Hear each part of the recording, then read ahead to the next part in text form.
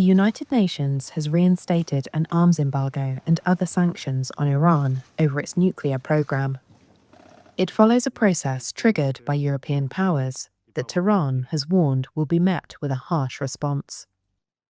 Britain, France and Germany initiated the return of sanctions on Iran at the UN Security Council over accusations it had violated a 2015 deal that aimed to stop it from developing a nuclear bomb.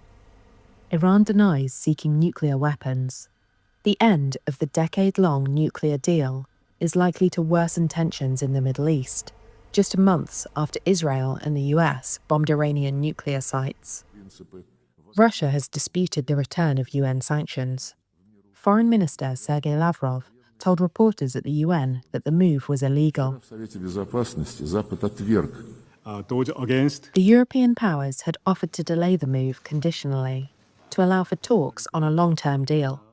But diplomats said reassurances were lacking in the end, and a Russian and Chinese push to delay the return of sanctions failed in a Security Council vote on Friday. On Sunday, Speaker of the Iranian Parliament, Mohammad Bagher Ghalibaf, said Iran considered the move to be illegal and that no countries were obligated to comply. We believe that our right to uranium enrichment is still recognized under international law today, he said. On Saturday, Tehran recalled its ambassadors to Britain, France and Germany for consultations. Iran's economy is already struggling with crippling US sanctions, reimposed since 2018, after Donald Trump withdrew from the Iran nuclear deal during his first term. The reimposed sanctions involve an arms embargo, bans on uranium enrichment and reprocessing, as well as activities with nuclear-capable missiles.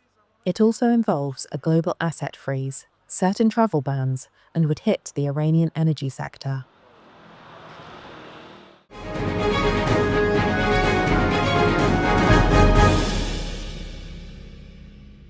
The drone wave against Poland on the night of September 10 was a test not only for Poland but for all NATO. Russian jets violated Estonia's airspace, and the new drone incidents in northern Europe are another test for NATO as a whole. Russia is testing how far it can go. It wants to shift attention away from the brutal war it countries against Ukraine. Ukraine proposes to Poland and all our partners to build a joint, truly reliable shield against Russian aerial threats. And this is possible. Ukraine can counter all types of Russian drones and missiles. And if we act together in the region, we will have enough weapons and production capacity for these. If Russia loses the ability to strike in the skies, it will be unable to continue the war.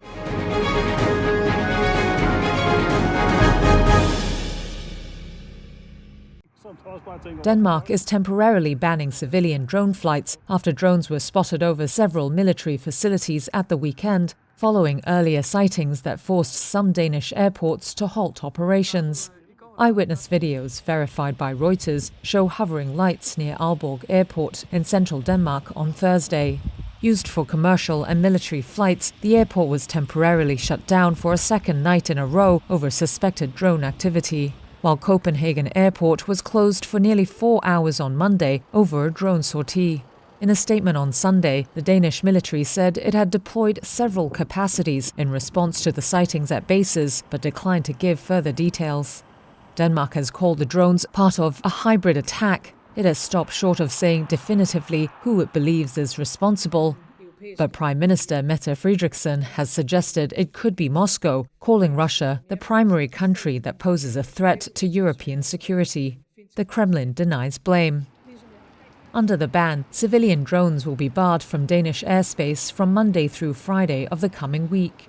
Denmark is hosting European leaders this week as the country currently holding the rotating EU presidency.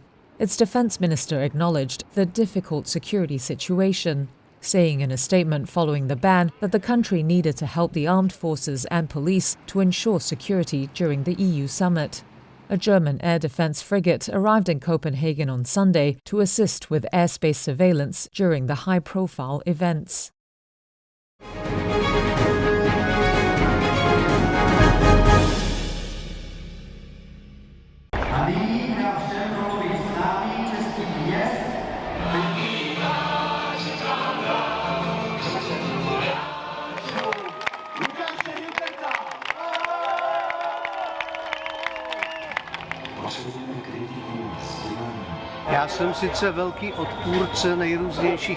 I am a big opponent of all kinds of mass gatherings, but I came today because, as the slogan of this demonstration says, I am a little afraid of an extremist government that will lead the Czech Republic somewhere else than most people want, that is, to the west.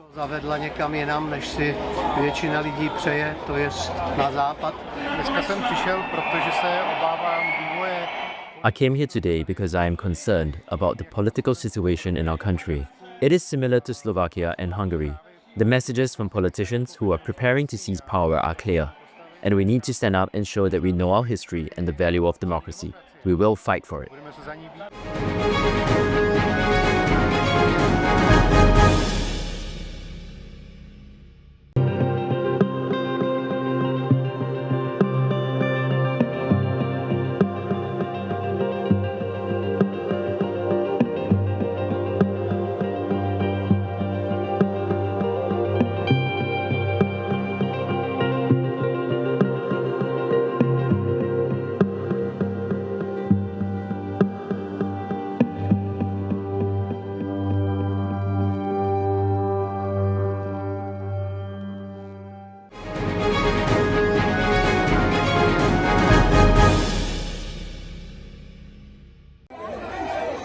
The presidential election in Seychelles will go to a second round, the Electoral Commission said on Sunday. That's after no clear winner emerged between incumbent President Wavel Ramkalawan and opposition leader Patrick Ermeni. Ramkalawan and his LDS coalition had been seeking to block a comeback by Ermeni's United Seychelles, a party that dominated the archipelago's politics for 4 decades. Neither candidate surpassed the 50% threshold required for an outright victory in the first round. You won a majority in the National Assembly. Ramkalawan secured 46.4% of the vote, the Electoral Commission said. Just ahead was Ermeni with 48.8%. His party also made significant gains in the National Assembly, giving it a clear parliamentary majority. We are confident that on the 11th we will be forming the next government. Second round, it's okay, we are ready for it. Seychelles is Africa's wealthiest country per capita. Its location in the Western Indian Ocean has made it a magnet for investment and security cooperation with China, Gulf states and India. The two presidential frontrunners will now face off in a decisive second round scheduled to be held from October 9th to the 11th.